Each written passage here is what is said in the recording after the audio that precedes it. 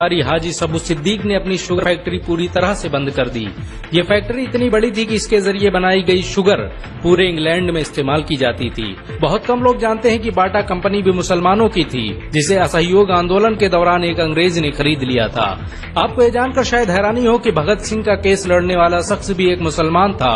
Barrister Asif Ali ने भगत सिंह का case तब लड़ा जब कोई भी भगत सिंह का साथ देने को तैयार नहीं था। इंकलाब जिंदाबाद का नारा देने वाले हसरत मोहानी भी एक मुसलमान थे।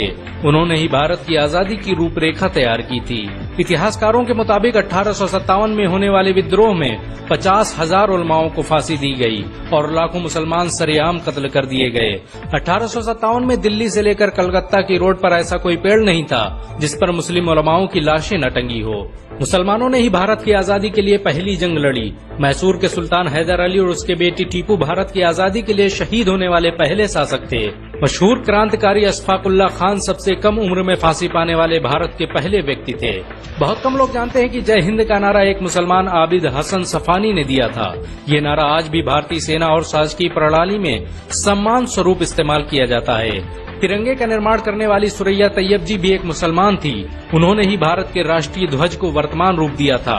कानपुर में पैदा होने वाले अजीमुल्ला खान ने ही मादरे वतन भारत की जय का नारा दिया था, जिसमें बाद में कुछ सांप्रदायिक लोगों ने माता शब्द को जोड़ दिया। आपको ये जानकर शायद हैरानी हो कि भारत का पहला राष्ट्रीय गीत अजीमुल्ला खान ने ही लिखा था। बहुत कम लोग जानते हैं कि मौलाना कासिम नानोतवी ने दारुल उलूम देवबंद की स्थापना अंग्रेजों को भारत से निकालने के लिए की थी। इस मदरसे का मकसद देश में ऐसे नौजवानों को पैदा करना था जो भारत की आजादी में योगदान दे सकें। रेशमी रुमाल आंदोलन की शुरुआत करने वाले मौलाना महमूदुल हसन और मौलाना उबैदुल्ला सिंधी दारुल उलूम देवबंद के ही छात्र थे।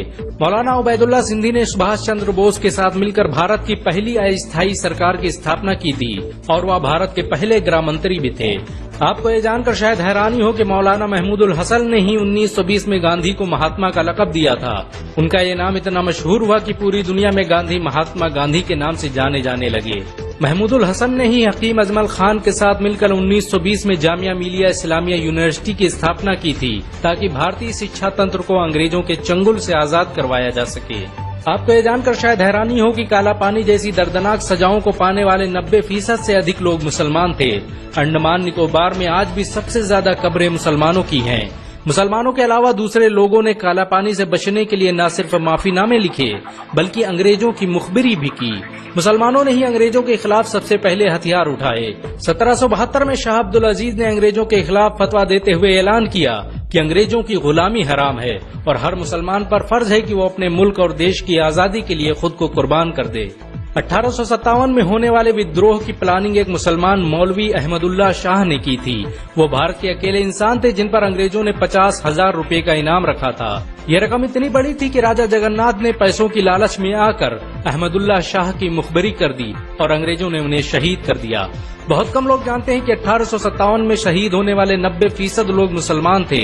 जालियांवाला बाग में जनरल डायर की गोलियों का निशाना बनने वाले अधिकतर लोग भी मुसलमान थे। भारत की आजादी का नेतृत्व करने वाले संगठन इंडियन नेशनल कांग्रेस के 9 से अधिक प्रेसिडेंट मुसलमान रहे। गांधी जी ने अफ्रीका में जहां वकालत की पढ़ाई की, वो कॉलेज भी एक भारतीय मुसलमान का था और वह जब भारत में आए तो उन्होंने आजादी के लिए अली ब्रदर्स के साथ काम करना शुरू किया, जो कि मुसलमान थे।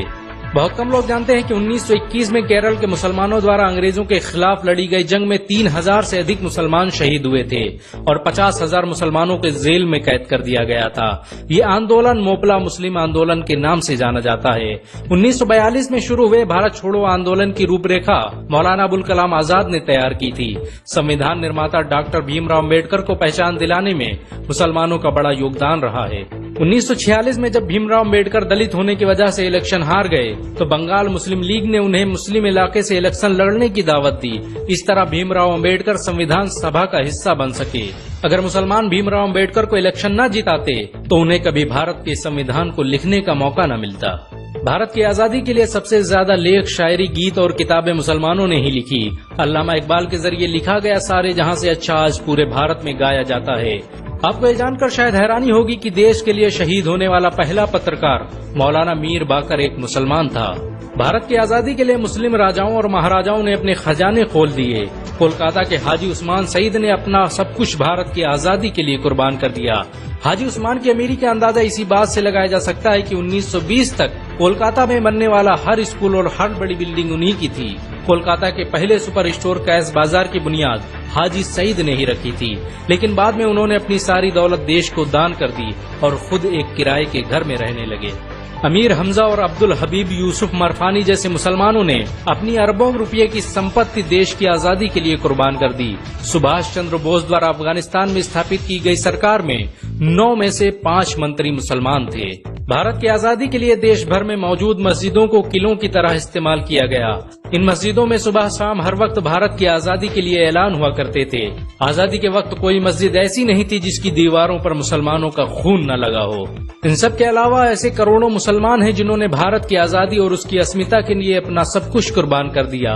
सच तो ये है कि भारत की आजादी मुसलमानों के बगैर मुमकिन न थी। भारत आज भी आजादी के लिए मुसलमानों का एहसानमंद है।